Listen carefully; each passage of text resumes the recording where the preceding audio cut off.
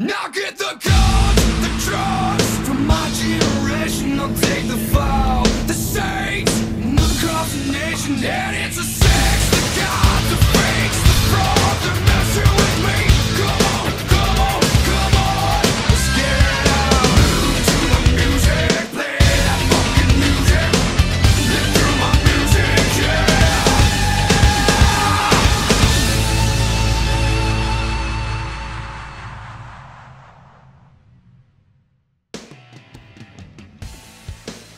November 13th, 1995. It's time to go back to the Monday Night Wars.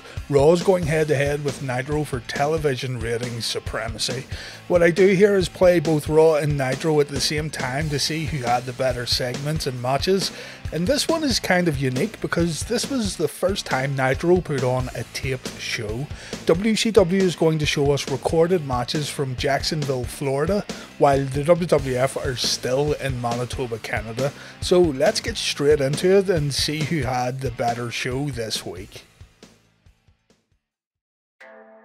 The WWF kick things off by hyping up their main event for this evening. Razor Ramon is going to defend his IC title against Psycho Sid, but the 1-2-3 Kid is going to be our special guest referee.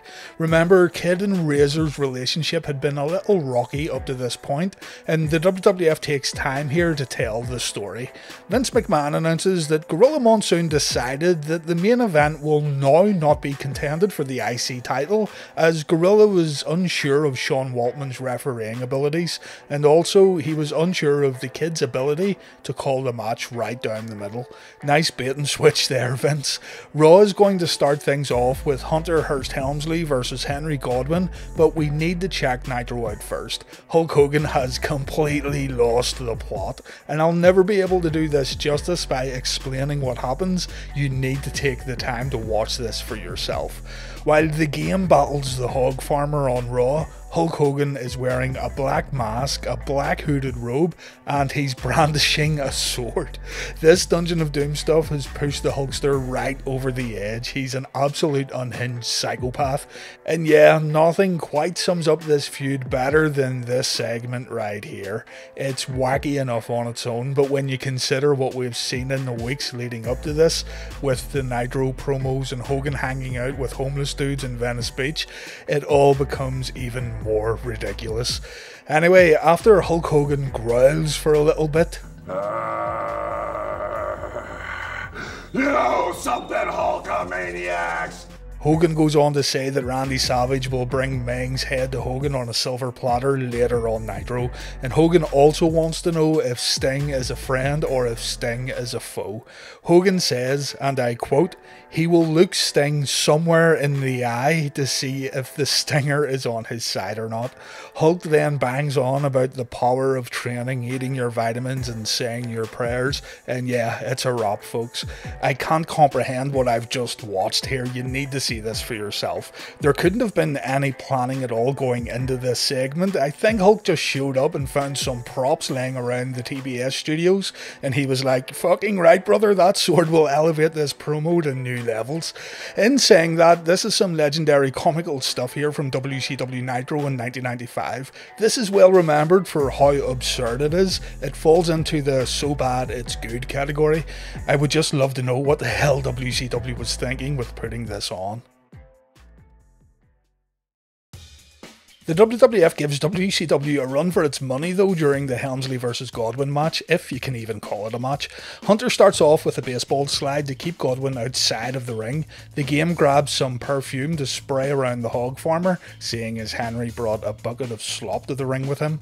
Godwinn grabs that same slop bucket. We think he's going to pour it over Helmsley, but the hog farmer is playing chess here. He's one step ahead of the game, and in the ultimate strategic move, Henry slops himself. Not wanting to put his hands on this filthy human, Triple H runs away, slipping and falling on the outside while Godwinn gives chase. The match ends in a no contest. Absolutely ridiculous, but again, so ridiculous that it's actually entertaining. Thank God these segments were placed at the start of Raw and Nitro. Nitro gets the point. Evil Hulk Hogan at the absolute peak of madness. When that sword makes an appearance, it makes me laugh every time. And yeah, watching Hunter slip around around the place is amusing, but it can't live up to Hulk Hogan's Skyrim cosplay. WWF Raw is going to present the Survivor Series Slam Jam and the Raw in-ring debut of Ahmed Johnson, while WCW Nitro gives us Randy Savage vs Meng. Remember, Randy Savage has to bring Meng's head to Hulk Hogan on a nice shiny silver platter. Let's see if Savage can decapitate Meng then. Dave Penzer says that Randy Savage hails from the dark side of Venice Beach, California. Savage, dressed all in black, gets an early advantage by appearing in the ring from the audience, and it's quite refreshing to see Macho Man starting the match out as the aggressor. Normally Savage would take a beating and make a miraculous comeback, but here Savage is beating Meng inside and outside the ring. Meng turns things around when Savage misses a double axe handle, and then we go into familiar territory. Savage goes into survival mode as Meng takes the lead. Meng destroys Savage in the corner with hard chops and kicks as Kevin Sullivan and Jimmy Hart look on. When Meng misses a diving headbutt, Savage is able to take advantage, using Meng to knock Jimmy Hart off the ring apron before delivering his flying elbow drop. 1, 2, 3, Savage gets the win. It's standard WCW Nitro stuff here. You just start getting into the match and then it's over just like that. The Shark and Lex Luger hit the ring afterwards to attack Savage. Luger goes after the Macho Man's arm, and the segment ends with Savage laid out on the outside of the ring. A commercial airs for the World War III pay-per-view, and yeah, not bad here from WCW, but nothing special either. The decapitation of Meng also didn't happen. The WWF are going to spend some time promoting Survivor Series next with Doc Hendrix. Survivor Series is this Sunday, and it's quite incredible how the only real promotional work for this show has been through these Slam Jam segments. When you talk about in-ring promos, Jim Cornette has done more to hype up December's In Your House show. There's been practically no in-ring promotion for the Survivor Series on Monday Night Raw these past few weeks, but anyway, Doc talks about the WWF Championship match and the wild card Survivor Series match. We then see a hype video for Shawn Michaels where Shawn talks about forfeiting his title and how the Heartbreak Kid is ready to make a comeback. And we now have a match, Ahmed Johnson making his in-ring Raw debut against Jake Steele, a jobber to the Stars who only had 2 WWF matches, this one right here, and the next night he would lose to Marty Jannetty on Superstars. Ahmed Johnson is over with this audience. Remember, the crowd had seen Ahmed body slam Yokozuna at the same tapings, something that also made the crowd pop huge for this newcomer. In the ring, Ahmed gives some clean breaks. He breaks holds when the referee tells him to do so, and he comes across as an imposing dude who will still play by the rules. When Jake Steele takes advantage of this by punching Ahmed in the face, the big man throws out his nice guy demeanour and goes for the kill with some seriously impressive power moves. I mean, some of this stuff is delivered with a great deal of impact.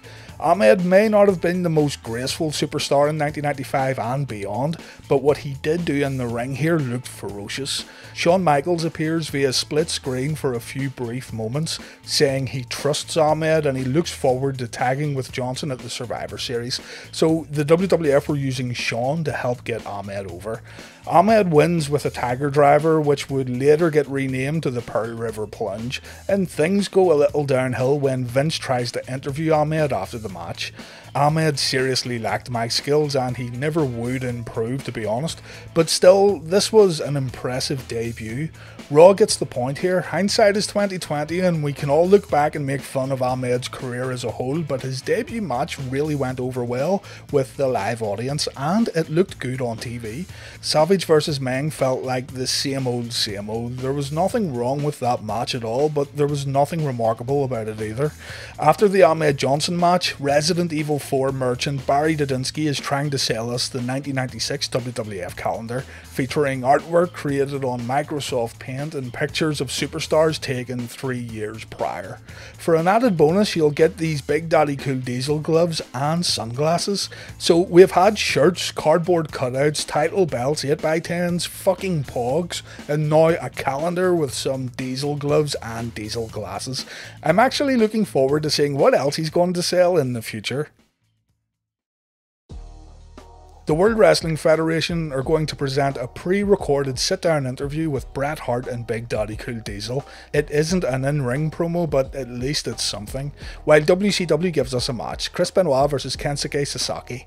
The match on Nitro starts off really hard-hitting. Sasaki is laying a beating into Benoit with the same intensity we would expect from the Canadian crippler. I mean, it's all Sasaki here. This is a little odd, seeing as Benoit had been working as a heel up until this point. You wouldn't expect Benoit to get booked into a comeback style bout, but here we are. Things don't get a chance to settle at all. At around the 2.5 minute mark, Benoit is able to hit 2 German suplexes, followed by a bridging dragon suplex. Benoit scores the win in yet another match that didn't get a chance to really get started. After the bout, Bischoff announces out of nowhere that Chris Benoit has joined the Four Horsemen, which makes this match booking here even more puzzling. Benoit joined the Horsemen on WCW Saturday Night 2 days prior. It would have been nice to get more information about this on Nitro, but anyway, this match was okay. Again, there wasn't enough time given to both superstars. Over on Raw, the WWF waits until the last minute to hype up Diesel versus Hart at the Survivor Series with a pre-recorded split-screen interview. This was actually done very well. Vince McMahon asks Diesel what he thinks about Bret calling himself the best there is, the best there was, and the best there ever will be. Diesel says that it's he that's the WWF champion, so right now, Big Daddy Cool is the best there is. Vince asks Bret what he thinks about Diesel being the leader of the new WWF generation, and Bret isn't very keen on this title being placed on Big Daddy Cool, saying he, Bret Hart, was robbed of the WWF title back at the 1994 Survivor Series, and the Hitman should have always been the champion from that point on. Kevin Nash shows his Click loyalty when Bret states that Diesel has never had a harder fought match than his match with the Hitman at the 1995 Royal Rumble. Diesel snaps back by saying that Shawn Michaels gave Big Daddy Cool a run for his money too. Bret says that Diesel has avoided technical wrestlers throughout his entire title reign, and Diesel rightfully snaps back when he says Bret was the first person to get a title shot on pay-per-view against Big Daddy Cool, while reminding Bret also that his brother Owen also got a title shot in 1995. Good stuff here. You can sense a kind of underlying animosity building up here between these two, and whether it was intentional or not, it makes for an excellent interview segment. The segment ends with Diesel saying he isn't showing up at the Survivor Series for a technical wrestling match scored on points, he's showing up for a fight. Bret says he will reclaim the WWF title and restart his title reign that was interrupted last year. A great promo that gives Raw a point here. Raw's in the lead 2 points to 1. Here comes Johnny B. Bad. You don't want to make him mad. Johnny is going to defend the TV title against Eddie Guerrero, while the WWF give us Mabel versus Roy Raymond. I'm not going to waste your time. Nitro gets the point. If you want to skip on to the next segment, then go ahead. But for those of you who don't want to miss out, let's get the Raw match out of the way first. You may notice that Rhino is carrying Mabel to the ring here. It was probably at this point where he decided to seek fame and fortune elsewhere. We see a small clip of The Undertaker. The dead man lets Mabel know he's coming for him at the Survivor Series, and Taker's face is kept in the shadows. Call your pay-per-view provider to see how deformed The Undertaker's face is this Sunday at the Survivor Series. Our match gets underway, and it's just what you'd expect, a complete squash match that isn't competitive in any way, shape or form. Roy Raymond doesn't get a single piece of offense in. Vince McMahon and Jerry Lawler use this match to try and hype the Royals versus the darkside match at the Survivor Series. Mabel completely destroys his opponent, scoring the win after delivering a corner splash and a belly-to-belly suplex. There were a lot of ways the WWF could have promoted the upcoming Survivor Series match, pitting the darkside against the Royals, and presenting Mabel in a squash match would probably have been my last choice, but it is what it is again.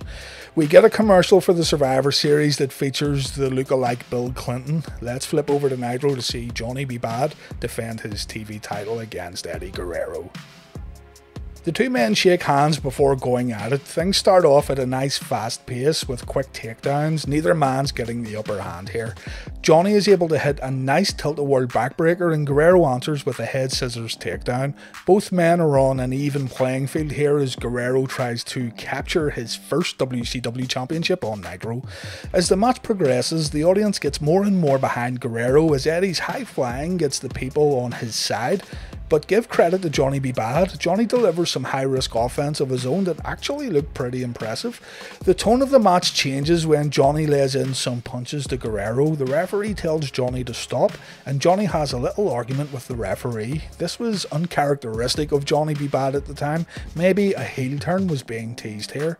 Eddie fires back with some punches of his own that gets the audience on their feet. The referee has to break both men up, and we have ourselves a little heat now. Johnny hits a nice tombstone piledriver, but Eddie digs down deep to get a kick out. Eddie hits a tornado DDT that Johnny takes face first, but anyway, Eddie is unable to get a pinfall win as the announcer says that we only have 30 seconds left of this match. Both men hit each other with crossbodies. The countdown from 10 begins. Eddie and Johnny begin throwing fists as the match ends in a 10-minute time limit draw. Both men are still brawling after the bell. They eventually get broke up and they shake hands. Johnny B. Bad keeps the TV title, but it looks like we may see a rematch between these two down the road. An easy point for Nitro, a great match from Guerrero and Johnny B. Bad. After the match, Eric Bischoff drops a huge announcement. Hulk Hogan will face Sting next week on Nitro. Up next, Nitro gives us another Dungeon of Doom promo along with Sting vs Dean Malenko, while the WWF presents the Razor Ramon vs Psycho Sid match. Remember, the Kid is our special referee tonight. The fact that the Intercontinental title was no longer up for grabs kinda gives away the ending here, but the story going into this match was all about Ramon's relationship with the Kid. Psycho Sid starts things off with some clubbing blows to the midsection, but Razor comes back with some of those greatest working punches in the business, knocking Sid out of the ring while Ted DiBiase tries to interfere. Sid slows things down with a giant chokeslam. Razor tries to fight back after taking more clubbing blows, but Sid shuts the bad guy down. Things have gotten extremely slow at this point. The audience gets excited for a moment when Razor goes for the Razor's Edge, but Sid launches the bad guy out of the ring. Dean Douglas makes an appearance and we go to break. When we come back from break, Douglas is attacking Razor on the outside while the Kid is distracted in the ring. Sid takes advantage when Razor gets back to his feet, putting a chinlock on in the ring that gets reversed into an electric chair drop, and Sid takes a nasty bump here that looks pretty dangerous. Razor sets up for the Razor's Edge. The 1-2-3 Kid turns heel when he pulls Sid down, allowing the big man to hit the powerbomb. The Kid performs a fast 3 count. Ted DiBiase stuffs money in Razor's mouth, and the Kid takes it back out of Razor's mouth and puts it in his pocket. And there you have it, the 1-2-3 Kid had finally turned heel by joining the $1 Million Corporation. The show goes off the air with Jim Ross trying to interview Shane Douglas. Razor Ramon shows up trying to attack the heels, but the show fades to black. We need to tune into the Survivor Series this week to see what happens. All in all, this one had promise, but it ended up just average. Seeing the Kid's heel turn finally happen after weeks and weeks of build-up was more of a relief than anything else, and I'll just say that we've seen better Raw main events here on Reliving the War. The Dungeon of Doom get interviewed over on Nitro, and it's more of the same really. Jimmy Hart is getting jabs into Hulk Hogan, while Kevin Sullivan talks about the Giant entering the World War III Battle Royal. The Giant thinks no one will be able to eliminate him at the pay-per-view, and so the Giant will once again become WCW champion, even though technically he was never champion to begin with. A waste of time here really. It's time for the Nitro main event then, the man called Sting versus Dean Malenko. On paper this sounds good, but unfortunately things end up a little underwhelming. Both men are capable of amazing matches, but together, along with the added constraints of weekly television at the time, and the added constraints of WCW Nitro trying to book weekly television, the match ends up struggling to get off the ground. Still, the two men get around 7 minutes here. I've mentioned before that it's still always a pleasure to see Sting in action on Nitro, and really we should make the best of it. The Stinger would disappear from WCW in a few months' time when the whole NWO angle kicks off. Sting comes to the ring without the United States Championship. I nearly forgot that that title existed because it's never showcased on WCW programming. The beginning of the match sees both men trying to feel each other out, and within a minute it's all about Malenko zoning in on Sting's knee, setting up the stinger for the inevitable Texas Cloverleaf. Dean then is given a great opportunity here to show off his skills in a main event setting. Sting gives him a lot in the ring, allowing Dean to outsmart him numerous times, but in the end, Sting gets the win with a roll-up when Malenko goes for the Texas Cloverleaf, making it look like Sting got the victory by the skin of his teeth. Kudos for making Dean look like a legitimate threat, but this match suffered again due to time constraints. There isn't enough time given to the main event here, and really this was due to the Guerrero vs Johnny B. Bad match hitting the 10-minute time limit earlier. Maybe putting Guerrero on last and moving the Sting match here into the semi-main spot could have helped, but that wasn't going to happen either. It's great that Malenko got a chance to shine in the main event, and Sting was a professional throughout, giving this relative newcomer a chance to show what he could do, but it wasn't a great main event Nitro match. Again, this would have worked better earlier in the show. After the match, Mean Gene gets a word with the Stinger, and the man called Sting says he's ready to take on Hulk Hogan next week. Mean Gene tries to get some answers in regards to Sting's relationship with the evil Lex Luger, but Sting pretty much avoids the question. Eric Bischoff wraps things up by talking about Hulk Hogan's lack of trust with some of WCW's main eventers, and we go off the air. Tough call here, but I'm giving the point to Raw. The Razor vs Sid match certainly wasn't the best Raw main event we've ever seen, but Sting vs Malenko wasn't the best WCW Nitro main event we've seen neither. It didn't even feel like a main event match at all. It was great that Sting gave so much to Malenko, but in doing so, we didn't get a great offensive showcase from the Stinger like last week's main event. Razor vs Sid may have been a little rough around the edges, but I still found the last 10 minutes of Raw more entertaining than the last 10 minutes of Nitro. Both main events were mediocre, but Raw's felt a little bigger.